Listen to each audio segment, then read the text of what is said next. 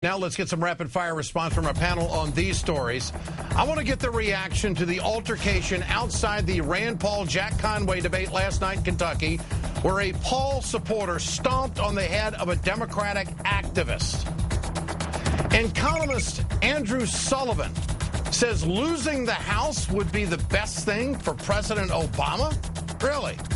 With us tonight, Democratic strategist Todd Webster and Republican strategist John Feehery. Gentlemen, good to have you with us tonight. The videotape is repulsive, yet we've had two statements today from Rand Paul's campaign, but not Rand Paul himself. Todd Webster, what do you think? Well, look, the video is shocking. You know, it looked like a curb stomping. This guy's getting ready to do a curb stomping. It was like that scene out of American History X where Edward Norton jumps out of bed, runs outside, shoots a guy for trying to steal his father's car, and then puts the head on the curb and stomps on the guy's head. It's unbelievable. But I think even worse than premeditated violence against women is what would happen if, and it's terrible, if Rand Paul were elected and were pushing things through like a $2,000 Medicare deductible, like a 23% sales tax across the board for groceries and food and medicine. Rand Paul in the Senate would be a travesty for Kentucky and for the country. Todd, you've worked on campaigns many times in the past in your career.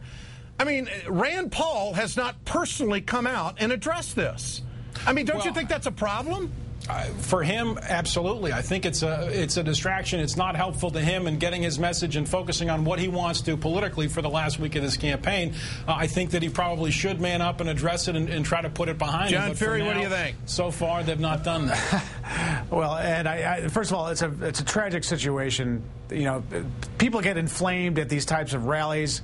Obviously, there was some concerns and altercations. Things like that happen on occasion, but it's tragic and it's unfortunate. Rand Paul is not to blame for this, though. I mean, he was going into the debate, and the person who's really inflamed this debate the most, and inflamed the whole election down there, is Jack Conway with his despicable ad questioning Rand Paul's Christianity. Now, the problem that we have here is in this cable world we live in, we aren't really addressing issues that matter to the country, and people are getting all inflamed. We are addressing the. I take offense to that, John. You're not a fair broker on this. We do go right to the issues that are pertinent to the people. And if you don't think that potential violence is not pertinent, I mean, the videotape speaks for itself.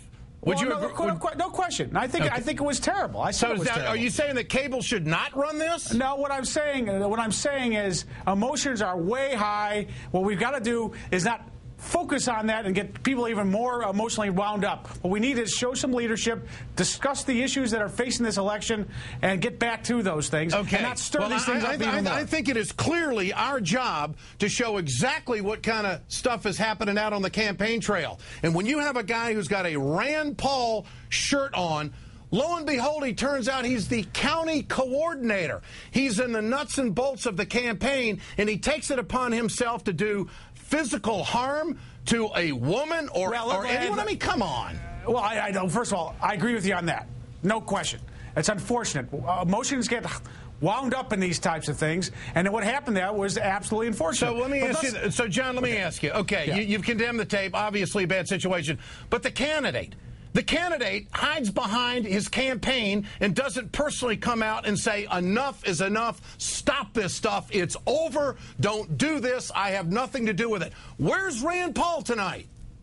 Well, he's put out a couple statements. This was not Rand Paul's fault. He didn't do the stopping. He is the leader. He is the leader, and that is his campaign worker, John. Come on now. Well, he put out statements, and I think that we got to move on and focus on the issues. And the person who really inflamed this debate was Jack Conway with that despicable ad questioning Rand Paul's Christianity. I think that is what's really got people all wound up. that ad put his campaign worker over the top to stomp on a woman on a curb because she had a MoveOn.org. Which I've already said is despicable. I said that action was despicable. But I didn't hear you say that Rand Paul needs to come out personally and condemn this. I didn't hear that. Well, I didn't say it. That's why. Okay, all right, that's fine. I mean, I think that feeds into it as well. There is a signature of sorts saying, well, this will go away, and he just got a little emotional. Wait a minute. If you don't nip it in the bud, what happens the next time? There have been, let's see, we've had journalists in handcuffs. We've had Sharon Angle's people have some violent things take place. We've had, how about Congressman Raul Grijalva, swastikas, stuff sent to his office, and now we've got physical activity happening before a debate in Kentucky. This is America. If we don't speak up, who will? Todd Webster, your thoughts? Well, look, I agree with you. I think it was despicable. I think it was tragic. I think passions are certainly inflamed. But I think to John's point, let's have a discussion of the issues about where these two guys stand. Rand Paul is saying, let's make seniors pay $2,000 a year out of pocket before they get Medicare Well, Rand Paul benefits. said he wasn't really sure if he was going to show up at the next debate because he didn't like the last one. So yeah, let's talk about a $2,000 deductible. Let's go back talk about to Jack a Conway, 23% sales tax on groceries and clothes and gasoline. Let's talk about the issues in the campaign. I think Jack Conway would be happy to have that debate with Rand Paul and what's in the best interest in the future of Kentucky. Todd Webster, John Ferry, great to have you with us. Good to have you on tonight.